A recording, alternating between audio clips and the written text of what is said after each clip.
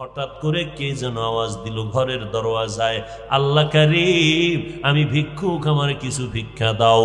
স্বামী বেচারা ডাক দিয়া কয়, এখন মেজাজটা কেমন লাগে? ও স্ত্রী, কি করা যায়? কয় কিছু ভিক্ষা দিয়া দাও। কয় দিব না। কেন দিবা না?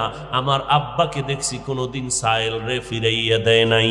আল্লাহর আইন হলো, ও বান্দা, ওয়া আম্মাস সাইলা ফালা তানহার, সুয়ালকারী ভিক্ষুকের কখনো ধমক দিবি না, খবরদার।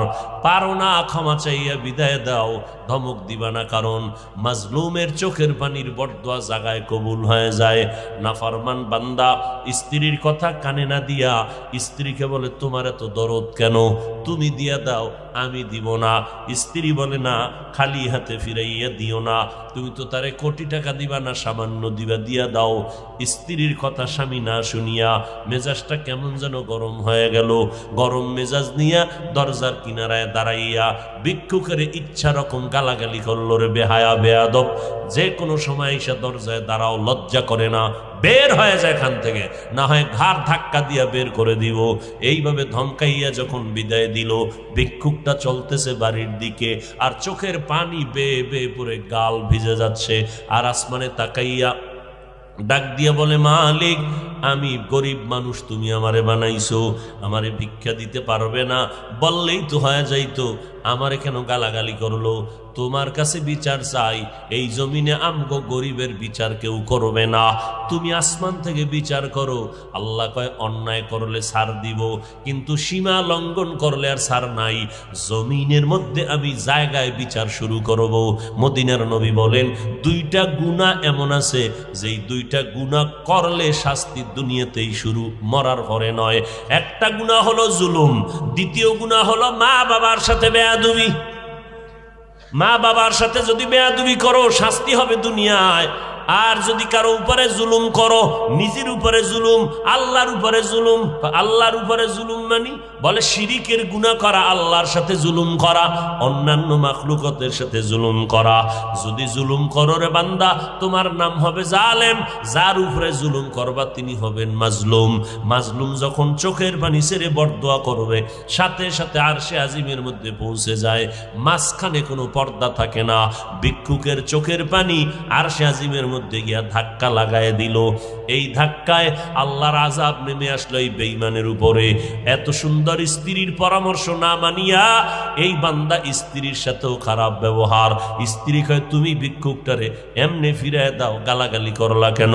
এবার স্ত্রীকে অকথ্য ভাষায় গালি দিয়ে কয়, তাড়াতাড়ি গাট্টি ডাল, তোর বাবার বাবি তুই চলে যা, এই জমিনে মাইয়ার অভাব নাই, তোর মতো বউ আমার দরকার নাই, তোরে আমি তালাকের সিগন্যাল দিয়া দিলাম, বাড়ি চলে যা।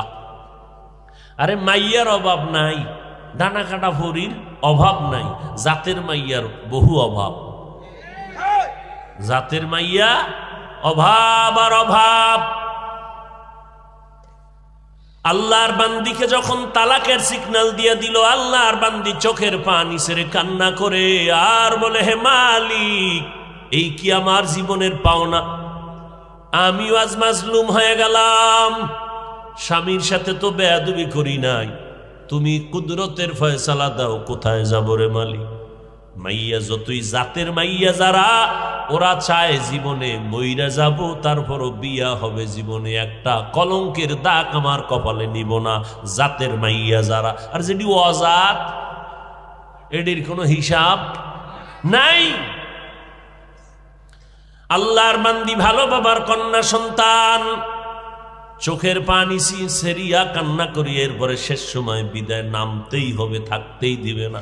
আল্লাহর বান্দি বিদায় নিয়ে বাবার বাড়ি চলে গেল, কান্না কণ্ঠ নিয়ে, আব্বা জান, আমার কপাল বুঝি খারাপ হয়ে গেল। আল্লাহ কয়, তোর উপর পরীক্ষা, ধৈর্য ধারণ কর। আল্লাহর বান্দা মেয়েটাকে ডাক দিয়ে কয়, ধৈর্য ধারণ করো। আল্লাহর বান্দি ঘরের মধ্যে আছে, এখন বাবার ঘরে থাকে, আল্লাহর কাছে নামাজের মুসাল্লায় বৈশা কান্না করে, কোরআনের তেলাওয়াত করে, আর আল্লাহর কাছে বলে, আল্লাহ তুমি দয়া করে আমাকে মাফ করে দাও। আর একজন জীবনে যদি স্বামী থাকে, তুমি নেককার স্বামীর ব্যবস্থা করে দিও আল্লাহ। এক বছর পরে অন্যত্র বিয়া হয়ে গেল। এবার স্বামীটা পাইল খুব ভালো, ভালো স্বামী পাইয়া সুন্দর জীবনের ফুলের বাগানের সংসার চলতেছে। একদিনের ঘটনা ঘটতে লাগলো, ঠিক ওই ভিক্ষুকের ওই জালেমের বাড়ি বসে যেমন কথা বলতেছিল, দুপুরবেলা স্বামী আর স্ত্রী খানা খাইয়া মধুর আলাপে ব্যস্ত ছিল, হঠাৎ আগের মতোই দেখে বাড়ির দরজায় একজন ভিক্ষুক আইসা ডাক দিয়ে কয়, আল্লাহ কারীম আমারে ভিক্ষা দাও, আমারে ভিক্ষা দাও। আমার স্ত্রী ডাক দিয়া কয়, কথাটা শুই না। আমি আমার স্বামীকে বলতে যাব, এর মধ্যে দেখি স্বামী কয়, বিবি কথা বন্ধ করে দাও, আমার ঘরে ভিক্ষুক আসে নাই, আল্লাহ পাকের একজন মেহমান এসে দাঁড়ায় গেছে, একটু সময় দেও, আমি মেহমানদের মেহমানদারি করাই। দরজাটা খুলিয়া ডাক দিয়া কয়, চাচা বুড়া মানুষ আসেন, এই দুপুর বেলার টাইম গড়াইয়া গেল, খানা খেয়েছেন? বলে না। বসেন ঘরের মধ্যে বসাইয়া, সামনের দরজা দিয়া খুলিয়া বসাইয়া। এবার স্ত্রীকে কয়, বিবি খানা দানা যা আছে দাও, খানা খায় না নাকি? আজকেও খায় নাই। বলে 3 দিন পর্যন্ত এই ভিক্ষুকটা না খাইয়া কাঁদতেছে, এবার যা পারো দাও। ঘরের থেকে খানা দিলাম, খানা দিয়া ভিক্ষুকটার সামনে বসে বসে খাইতেছে। আল্লাহর বান্দি হঠাৎ করিয়া অজান্তে পর্দার আড়াল থেকে একটা নজর ভিক্ষুকের দিকে পড়ে গেল। স্ত্রী একটা নজর তাকাইয়া দেখিয়া ঘরের ভিতরে গিয়া এবার চোখের সামনে কাপড় দিয়া কান্না করে, মালিক তোমার কুদরত দেখিয়া ভয় পেয়ে গেলাম। স্বামী বেচারা ডাক দিয়া কয়, বিবি আমার তোমার খেদমতে ত্রুটি কয় না, আমার কোনো কথায় তুমি কষ্ট পেয়েছো না, তো কেন কান্না করো? বলে ভিক্ষুকের দেখা মাওলার কুদরতের ভাব আইসে গেছে, কান্না করি। বলে কিসের কুদরত? ভিক্ষুক আসা তো কোনো কঠিন কিছু না, কি কুদরত? বলে ওই ভিক্ষুকটার চেহারায় সামান্য একটু নজর পড়া মাত্র আমার যেন মনে হইল আমার আগের স্বামীর চেহারার মতো দেখা যায়, আমার আগের স্বামীর চেহারার মতো দেখা যায়। বলে বিবি তাই নাকি? বলে হ্যাঁ। এবার স্বামী বেচারা ভালো করে তাকাইলো, তাকাইয়া ঘরের মধ্যে গিয়া কয়, হ্যাঁ মাওলা পাকের কুদরত। এরে বিবি এই স্বামীর ঘরে তুমি ছিলা? বলে ছিলাম। বলে কতদিন? বলে দীর্ঘ বছর। থাকার পর তোমার বাড়িতে কোনো দুর্ঘটনা হয়েছিল নি? কয় হ্যাঁ হয়েছিল। কি?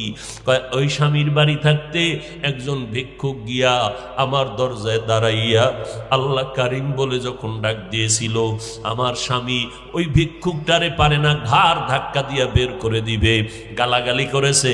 আমি স্বামীকে বাধা দেওয়াতে স্বামী আমার সাথে খারাপ আচরণ করিয়া তালাকের আওয়াজ দিয়ে আমাকে ঘর থেকে নামাইয়া দিছে। স্বামী বেচারা কয়, আল্লাহ পাকের কুদরত বড় কঠিন, তোমার মতো একটা নেককারিনী স্ত্রী পাইয়া ওই বেঈমানের জালেম ধইরা রাখতে পারে নাই। ওই জালেম তোমার সাথে জুলুম করলো, ভিক্ষুকের সাথে জুলুম করলো। মাওলার কুদরতের কারিশমা কত বড় কঠিন। ওই দিন যে ভিক্ষুকের সাথে খারাপ আচরণ করেছিল, তোমার মতো একটা ভালো স্ত্রী পাইয়া তোমার সাথেও জুলুমা করেছে, শুকর আদায় করে নাই। আমার আল্লাহ কুদরতের দরজা দিয়া ওই ভিক্ষুকের চোখের পানি কবুল করে নিয়েছে। আল্লাহ তাআলা তোমার স্বামীর ঘরে গিয়া হালকা একটু চাউল পাইতো, ডাল পাইতো, এটা দেয় নাই। কিন্তু আমার মাওলার কাছে চাইলে কি না পাওয়া যায়। ওই ভিক্ষুক যখন কান্না করেছিল, আল্লাহ তুমি মেহেরবানি করে বিচার করো। আল্লাহ ফয়সালা করলো, আমি আল্লাহ তোরে চাউল দিব না, ডাল দিব না, কি দিব দেখ। এ স্বামী, ও বিবি, তুমি জানো না ওই দিন তোমার ওই জালেম স্বামীর ঘরে যেই ভিক্ষুক দরজায় দাঁড়াইয়া চোখের পানি ছেড়ে ভিক্ষা চেয়েছিল, আর ওই জালেম ঘাড় ধাক্কা দেওয়ার মতো গালাগালি করে বিদায় দিয়েছিল, ওই দিনের ভিক্ষুক অন্য কোনো পুরুষ নয়, ওই দিনের ভিক্ষুক ছিলাম আজকের তোমার আমি স্বামী। আমি ছিলাম সেই দিনের ভিক্ষুক। আমি মালিকের কাছে এত কান্না কানছি, ও দয়ার মালিক আমারে সামান্য চাল দিবে, দিতে পারলো না। আল্লাহ কয় তোরে চাল দিব না, আমি আল্লাহ তোর কান্নার কারণে চালের মালিক শুদ্ধা তোরে হাদিয়া দিয়ে দিব। আজকে আমারে চাল দেয় নাই, ওই ঘরের মালিক, ওই ঘরের রত্ন তোমার মতো নেককারিনী বিবি আল্লাহ আমাকে হাদিয়া দান করেছে। শুকরে নেমত নেমত আফজু কুনাত, কুফরে নেমত আজকাফত বীরু কুনাত। হামদুলাকা শুকরে লাকায়া জুলমিনান হাজরিয়া নাজরি বর হালেমান। লা ইন শাকারতুম লা আযীদান্নাকুম। ও বান্দা, নেয়ামতের শুকর আদায় করো, সুস্থতাকে নেয়ামত মনে করো। অসুস্থ হওয়ার আগে অসুস্থ রোগীটার কাছে গিয়া দেখ সুস্থতার দাম কত। যার চক্ষু নাই তার কাছে গিয়া দাঁড়াও, দেখো তার কাছে চোখের দাম কত। পঙ্গু হসপিটালে গিয়া দেখো তোমার আমার মতো কত বান্দার পাও রড দিয়া টানা দিয়া রাখছে, কারো হাত নাই। পঙ্গু হসপিটালে ঢুকে দেখবা আমার মাওলা পাকের কুদরত কত কঠিন। আর দুনিয়াতে যত বড় নেয়ামত আছে এর মধ্যে বড় নেয়ামত আমার আল্লাহর দেওয়া হেদায়াত। আর এই জমিনের মধ্যে বড় নেয়ামত আমার সুস্থতা, এই জমিনের মধ্যে বড় নেয়ামত আমার হায়াত। এত সুন্দর হায়াত পাইয়া বান্দা যৌবন থাকতে কেন এই যৌবনটাকে আল্লাহর কাছে ব্যয় করো না? সময় থাকতে ব্যয় করো, বুড়া হইয়া গেলে আর পারবা না রে বাবা। আর তুমি চেষ্টা করলেও হবে না। আল্লাহর কাছে তওবা করো, আল্লাহর নেয়ামতের কদর করো। ও যুবক, আল্লাহর নেয়ামতের যৌবনটাকে কাজে লাগাও, গুনায় ব্যয় করিও না। আফসুস করলে কিন্তু আর পাইবা না। ভালো বিবি যারা পাইছেন স্বামীর জন্য দোয়া করে, এমন বিবিকে আপনি খেদমত করেন, দোয়া করেন, আল্লাহর কাছে শুকর আদায় করেন। এর সাথে খারাপ আচরণ যেন না হয়। একজন ভালো বিবির থেকে ভালো সন্তান আসবে। সন্তানটারে কোরআন পড়ান। যারা সন্তান পায় না কত কান্নাই না কান্দতেছে। আল্লাহ আপনাদের সন্তান দিছে গাঞ্জা খাওয়ার জন্য না, সন্তানটারে মদ পান করাইয়া গাঞ্জাখোর বানাবেন, মদখোর বানাবেন এই জন্য না, চোর ডাকাত বানাবেন এই জন্য না। সন্তানটাকে ডাক্তার বানান, তবে আদর্শওয়ালা বানাইয়েন। আপনার সন্তানের ইঞ্জিনিয়ার বানাইবেন, আপনার সন্তানটাকে প্রফেসর বানাইবেন, তবে অনুরোধ বেয়াদব বানাইবেন না।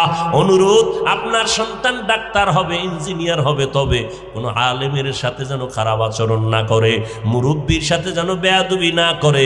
আপনার সন্তানের যা বানান আলহামদুলিল্লাহ, তবে বেয়াদব বানাবেন না, চরিত্রহীন বানাবেন না। আমার যুবক ছেলেটা কিন্তু বন্ধু বান্ধবের আড্ডায় ভরিয়া তার চরিত্র নষ্ট হচ্ছে। অতএব সন্তানটাকে আপনি বাবা হইয়া গাইডে রাখেন, আপনি পেছন থেকে তাকে গাইড দিতে থাকেন। 5 বেলার নামাজি বানান। আলেম ওলামাদের কাছে নিয়ে নিয়ে মাঝে মাঝে দোয়া নেন, দোয়া নেন, কাজে লাগবে। হুজুর পাইলে দোয়া নিবেন, আমার সন্তানটার হেদায়াতের দোয়া করবেন। আমি মরিয়া গেলেও যেন সন্তান কোরআন পড়িয়া দোয়া করতে পারে, আমার সন্তান যেন আমার মরার পরে যেন নেক আমল করিয়া কবরে শান্তির ব্যবস্থা করতে পারে। এইভাবে আল্লাহর কাছে দোয়া করেন। আপনিও চোখের পানি ছাড়িয়া আল্লাহর কাছে দোয়া করেন, আর আল্লাহকে বলেন, আল্লাহ আমার সন্তানটারে তুমি আদর্শ মানুষ বানাও, মদিনার নবীর আদর্শওয়ালা মানুষ বানাও। আল্লাহর কাছে দোয়া করেন, আল্লাহর কাছে তওবা করেন।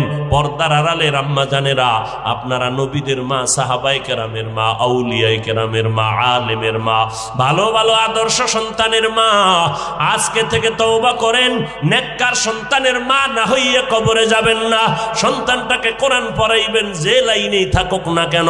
আপনার স্বামীর খেদমত করবেন, বেগানার নজর দিয়া নিজের জীবনটাকে ধ্বংস করবেন না। কারো বদনজর লাগলে আপনার ক্ষতি হয়ে যাবে। অতএব বেগানার কোনো বদনজর শরীরের মধ্যে লাগাবেন না। আমার মতো যুবক যদি স্কুল কলেজে পড়িয়া নামাজ পড়ে, আমি কেন পারবো না? আমার কপাল বুঝি খারাপ, আমার উপরে বুঝি আমার আল্লাহ বেজার হয়ে গেল গুনার কারণে। আজকে থেকে তওবা করে নাও, মরিয়া গেলে যাইবা আর কখনো আল্লাহর বিরুদ্ধে নবীর তরিকার বাইরে চলবা না। মা বাবার সাথে বেয়াদবি করবা না রে যুবক। ওলামায়ে কেরামের বিরুদ্ধে কোনো কথা বলবা না, বরং ওলামায়ে আহলে হকের পরামর্শ নিয়ে নেক আমল করবা, নবীর তরিকায় চলবা, নিজের জীবনটাকে নেয়ামত মনে করবা, দ্বীনের হেদায়াতের নেয়ামত চাইবা, জিন্দেগিটাকে আল্লাহর নবীর মোহাব্বতের লাইনে গড়াইবা।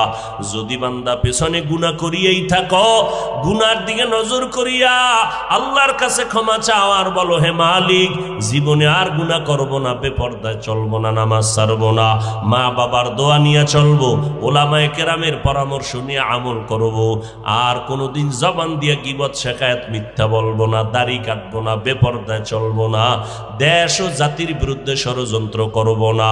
তওবা করার মতো যদি অন্তরে খাঁটি নিয়ত থাকে, অন্তরে দুর্বলতা যদি না থাকে, খাঁটি তওবার নিয়তে দুটো হাত আল্লাহকে দেখাইয়া দেই। আয় আল্লাহ, হাতগুলো কবুল করে নেন, তওবা কবুল করে নেন, তওবার উপরে মজবুত হইয়া চলার মতো তৌফিক দান করেন, আমিন।